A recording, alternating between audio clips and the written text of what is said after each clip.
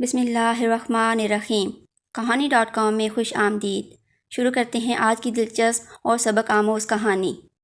ایک روز کالج سے چھٹی کے بعد جب گیٹ سے باہر نکلی تو گاڑی کو ڈرائیور سمیت غائب پایا۔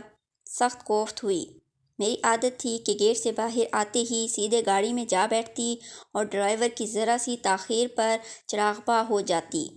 تبھی اندلس بابا ہمیشہ چھٹی سے 15 منٹ قبل ہی کالج کے گیٹ پر پہنچ جاتا تھا۔ آج مگر قریب اور دور گاڑی کا نام و نشان تک نہ تھا۔ آدھ گھنٹے میں کئی بار گیٹ سے باہر جھانکا۔ اس طرح بار بار جھانکنے میں سبکی تھی۔ تبھی میرے آنسو نکل پڑے۔ اسی لمحے گاڑی سامنے سے آتی دکھائی دی۔ کار کے اندر ہی میں اندلس بابا پر برس پڑی۔ کہاں رہ گئے تھے بابا؟ کب کی چھٹی ہو گئی ہے؟ کیوں اتنی دیر کر دی؟ میں روحان سی ہو رہی تھی۔ شاید بی بی پیچھے کسی وجہ سے ٹریفک بلاک تھا، تبھی دوسرے رستے سے آنا پڑا۔ ادھر بھی ریلیاں نکلی ہوئی تھیں۔ بڑی مشکل سے پہنچا ہوں۔ دانت پیس کر میں خاموش ہو گئی۔ اب کیا کہتی؟ غصے سے کنپٹیاں سلگ رہی تھیں۔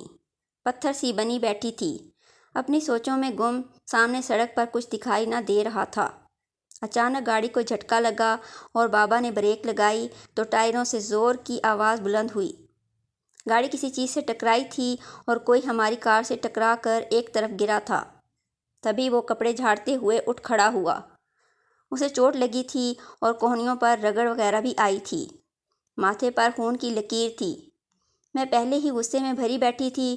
یہ حادثہ مجھے سخت مضطرب کر گیا۔ دانت پیس کر بڑبڑائی۔ اندھے ہو گئے ہو؟ دیکھ کر نہیں چلتے؟ ابھی اگر مر جاتا تو؟ ڈرائیور بابا نے چاہا کہ گاڑی سے اتر کر اسے تسلی دے، خیریت پوچھے، مگر مجھے ایک لمحہ یہاں رکنا گوارا نہ تھا۔ تب ہی میں نے چلا کر کہا، اندلس بابا چلو چلو، وہ مرا نہیں ہے جو اتر رہے ہو، غلطی اسی کی تھی۔ یہ کہہ کر میں نے کھڑکی سے سر نکال کر کہا، مرنا ہو تو کہیں اور جا کر مرو، ہماری گاڑی کے سامنے آ کر مرنے کا زیادہ شوق ہے کیا؟ اندلس بابا نے میرے بگڑتے موڈ کو دیکھ کر گاڑی تیز کر دی اور اس سے پہلے کہ سڑک پر دو چار لوگ اس نوجوان کی ہمدردی میں اکٹھے ہو جاتے، وہ گاڑی نکال کر لے گیا۔ میں رستے میں بڑبڑاتی جا رہی تھی۔ مجھے اس بات کا ذرا بھی احساس نہ تھا کہ اس نوجوان کو کتنی چوٹ لگی ہے۔ اس کو واقعی چوٹ لگی تھی، ڈرائیور بابا نے بعد میں بتایا تھا۔ خیر میں نے کوئی اثر نہیں لیا اور اگلے دن تک میں یہ واقعہ ذہن سے محو کر چکی تھی۔ کچھ دن گزرے کہ ایک روز جب امی ابو چھت پر سو رہے تھے، تقریباً رات کے 9-10 بجے فون کی گھنٹی بجی۔ میں نے کال سنی، اس روز آپ نے تو مجھے اگلے جہان پہنچانے کی ٹھان لی تھی اور پھر میری خیریت بھی نہیں پوچھی۔ اس بات کا شکوہ کرنے کے لیے فون کیا ہے۔ آپ کو ہماری گاڑی کے سامنے آنے کو کس نے کہا تھا؟ کیا مرنے کا بہت شوق ہے؟ مجھے مرنے کا اس قدر شوق نہیں ہے۔ آپ کی صورت دیکھ کر کھو گیا تھا، تبھی کار کے روبرو آنے کا پتہ نہ چلا، لیکن آپ کی سنگ دلی دیکھ کر حیران ہوں۔ کیا خوبصورت لوگ اس قدر سنگ دل ہوتے ہیں؟ ایک لمحے کو تو سمجھی نہیں، تبھی یاد آیا کہ یہ وہی نوجوان ہے جو غلطی سے ہماری کار کے نیچے آتے آتے بچا تھا۔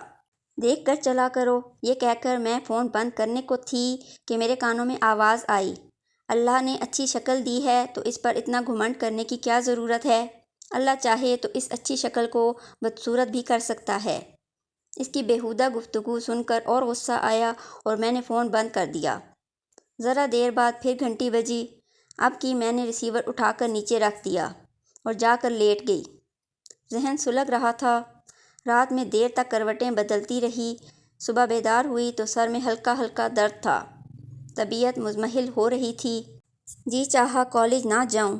تبھی امی کمرے میں آ گئیں اور بولیں، شاداب آج کالج مت جاؤ، تمہارے چچا دبئی سے آ رہے ہیں، ان کے لیے کچھ تیاری کرنا ہے، سامان بھی خریدنے جانا ہے۔ نہا دھو کر میں تیار ہو گئی اور ناشتے کے بعد امی نے مجھے لسٹ پکڑا دی کہ اندلس بابا کے ساتھ جا کر یہ سامان لے آؤ، میں نے کچھ دوسرے کام کرنے ہیں۔ میں نے لسٹ پر نظر ڈالی۔ گھر کے قریب ہی جنرل سٹور تھا۔ میں نے بابا سے کہا، یہیں رک کر کچھ سامان لے لیتے ہیں، باقی بازار سے لیں گے۔ یوں ہی میں جنرل سٹور پر پہنچی، بغیر سر اٹھائے لسٹ میں سے چیزوں کے نام بتانے شروع کر دیے۔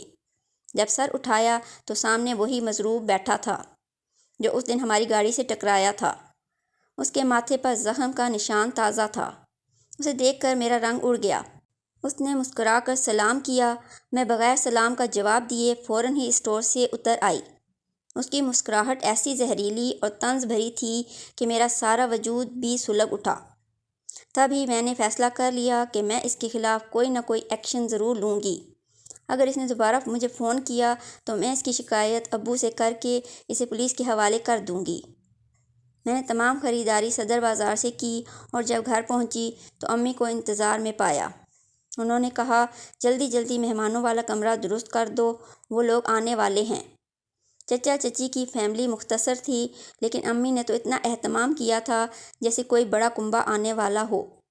امی کا اہتمام درست تھا۔ چچا چچی کے ساتھ ایک اور فیملی بھی آئی تھی۔ یہ لوگ دبئی سے ان کے ساتھ آئے تھے۔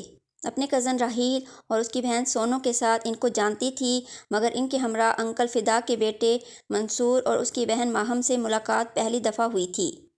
ہمارے گھر میں رونق ہو گئی۔ راحیل ہنس مکھ اور شوخ قسم کا لڑکا تھا، جبکہ منصور اور ماہم پرتکلف اور لیے دیے رہنے والے تھے۔ انہوں نے کھانا کھانے کے بعد آرام کیا اور شام کو راحیل نے کہا، شاد گاڑی میں بیٹھو، سونو اور ماہم کو شاپنگ کروانی ہے۔ جو ہی ہم گاڑی میں نکلے اچانک ایک نوجوان سامنے آ گیا۔ وہ ہمارے بنگلے سے کچھ دور سڑک پر کھڑا تھا۔ اس بار بھی وہ بچ گیا۔ مجھے اتنا غصہ آیا کہ میرے آنسو نکل آئے۔ یہ وہی نامعقول تھا۔ لگتا تھا کہ وہ اچانک نہیں آیا بلکہ صدیوں سے اسی جگہ ساکت کھڑا تھا۔ ہماری گاڑی کے آنے کے لیے وہ پتھر سا ہو گیا۔ راحیل نے ڈرائیور سے کہا، بابا دیکھو کیا ہوا ہے۔ تبھی میں نے مجنوں کو گھورا۔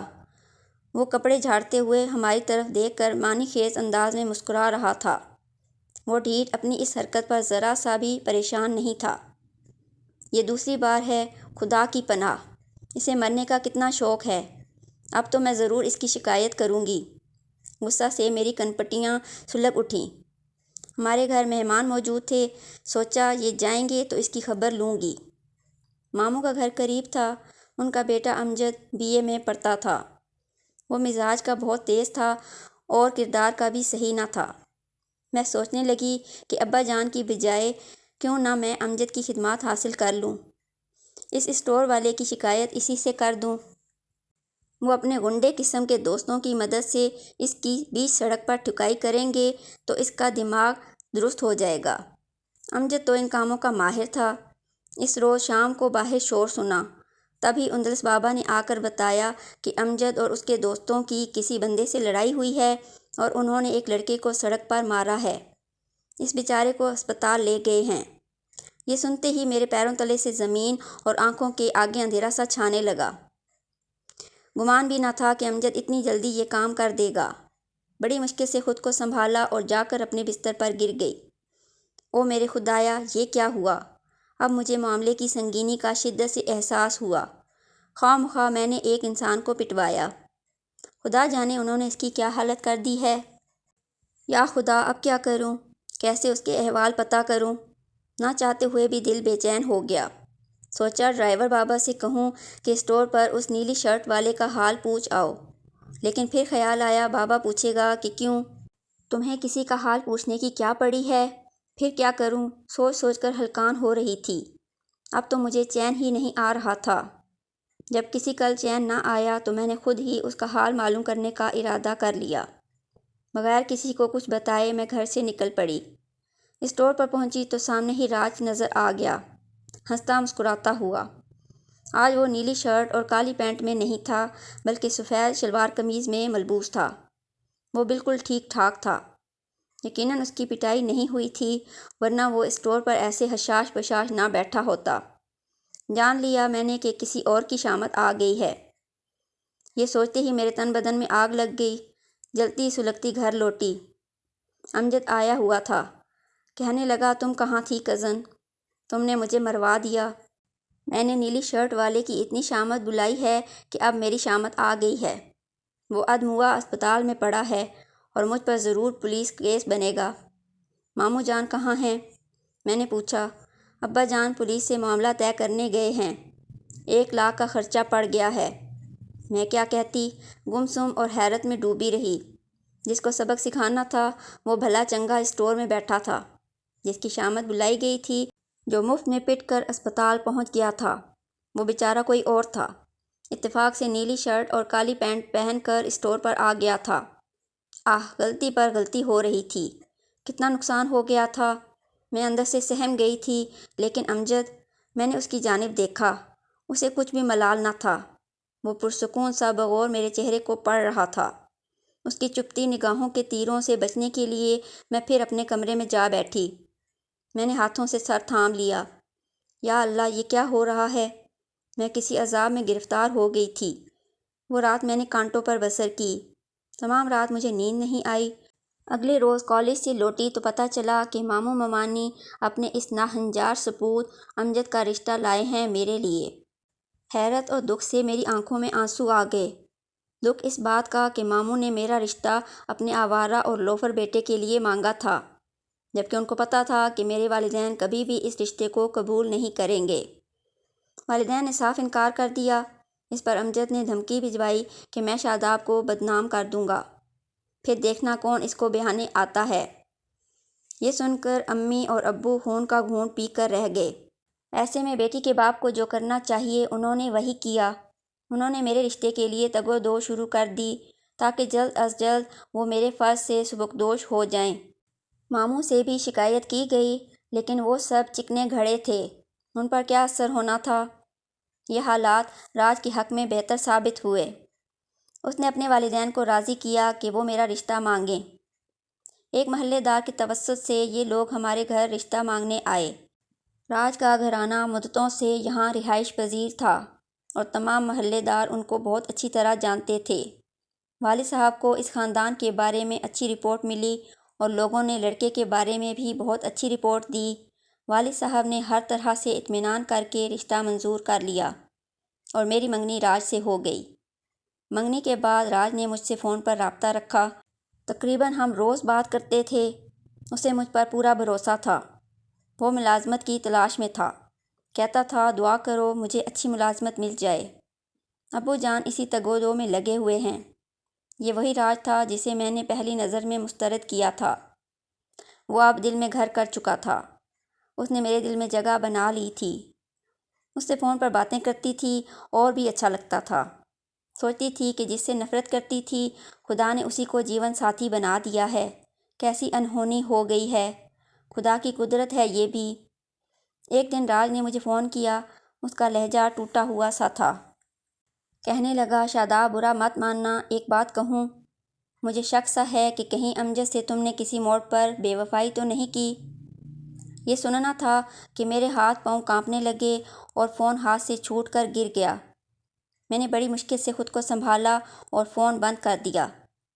سوچنے لگی، سچ کہتے ہیں ہر مرد شکی ہوتا ہے، پھر جب ایک بار شک مرد کے دل میں بیٹھ جائے تو یہ ناک کبھی نہ کبھی ضرور خوشیوں کو ڈس لیتا ہے۔ تھوڑی دیر کے بعد دوبارہ گھنٹی بجی۔ میں نے فون اٹھایا۔ میرا خیال درست تھا، یہ راج تھا۔ تم برا مان گئی ہو شاداب، مجھے معاف کر دو۔ میں نے تو یوں ہی بات کہہ دی تھی۔ آخر تم بھی ایک عام مرد ثابت ہوئے۔ اگر کسی رشتے کی بنیاد جھوٹ پر رکھی جائے تو وہ آگے چل کر پائیدار ثابت نہیں ہو سکتا۔ بہتر ہے تم فوراً یہ رشتہ ختم کر دو، ورنہ آگے چل کر تمہارے طعنے میری زندگی برباد کر دیں گے۔ وہ بہت پریشان ہوا۔ پلیز مجھے معاف کر دو۔ جو بات، جو وسوسہ میرے دل میں کھٹک رہا تھا میں نے کہہ دیا ہے۔ تم میرے لہجے کی سچائی کو سمجھو، بس اتنا کہہ دو کہ یہ سب غلط ہے۔ تم سچ بات دہرا تو سکتی ہو۔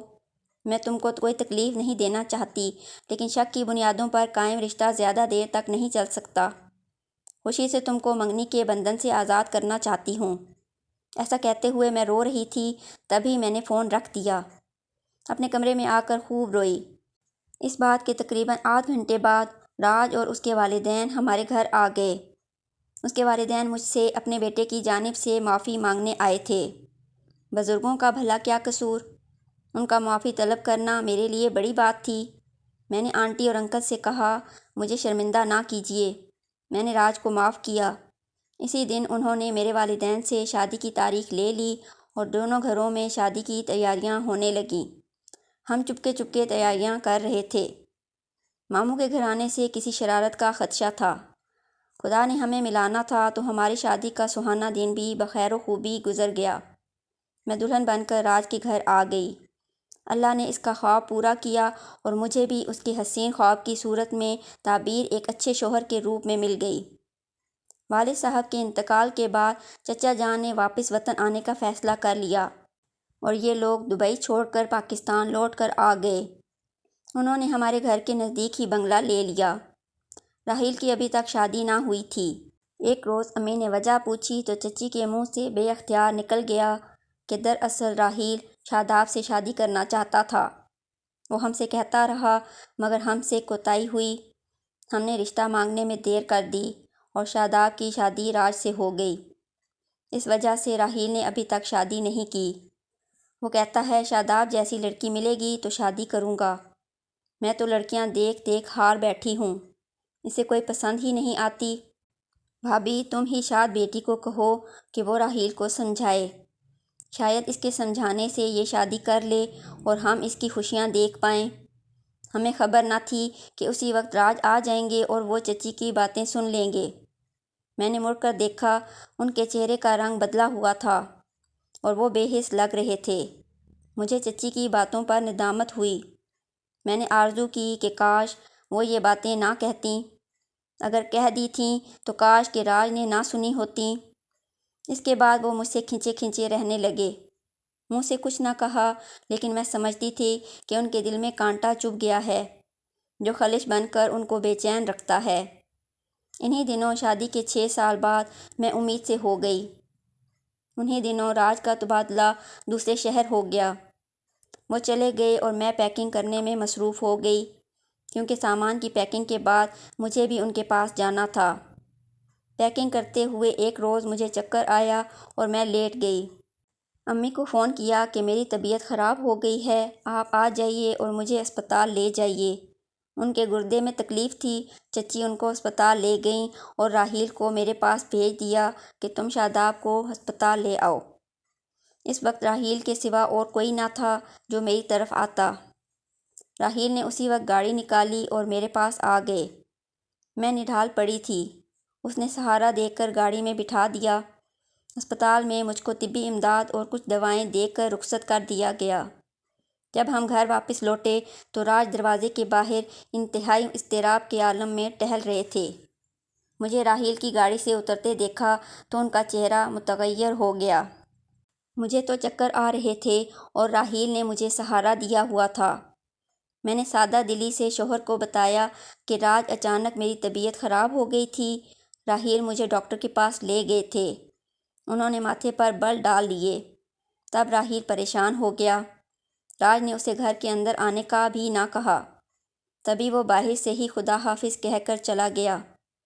یوں ہی ہم گھر میں داخل ہوئے، راج نے میری طبیعت کے بارے میں بھی نہیں پوچھا بلکہ وہ مجھ پر برس پڑے۔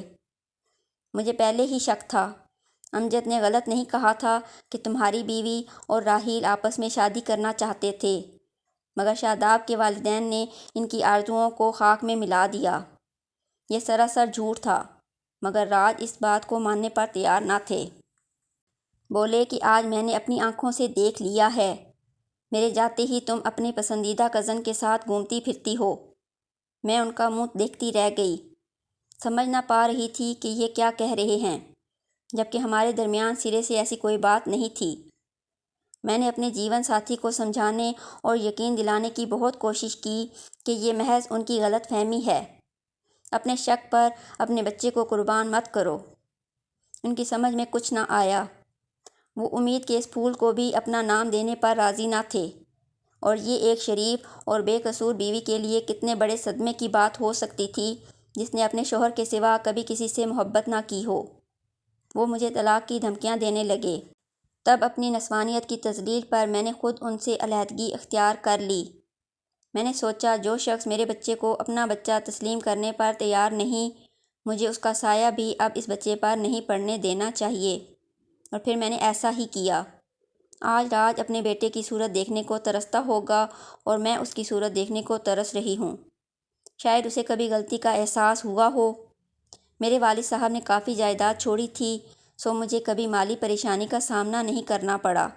مگر میں سوچتی ہوں کہ جن عورتوں کے پاس گزر بسر کرنے کے وسائل بھی نہیں ہوتے اور ان کے شوہر ان کو محض شک کی بنیاد پر چھوڑ دیتے ہیں، ان پر کیا گزرتی ہوگی۔ یہ تھی آج کی کہانی۔ اگر ویڈیو پسند آئے تو اسے لائک اور شیئر کریں، چینل کو سبسکرائب کریں اور بیل نوٹیفیکیشن آن کر دیں تاکہ ہماری آنے والی ہر کہانی آپ کو بر وقت مل سکے۔ کمنٹس میں اپنی قیمتی آراء سے ضرور آگاہ کریں۔ اپنا اور اپنے چاہنے والوں کا بہت زیادہ خیال رکھیں۔ اللہ حافظ۔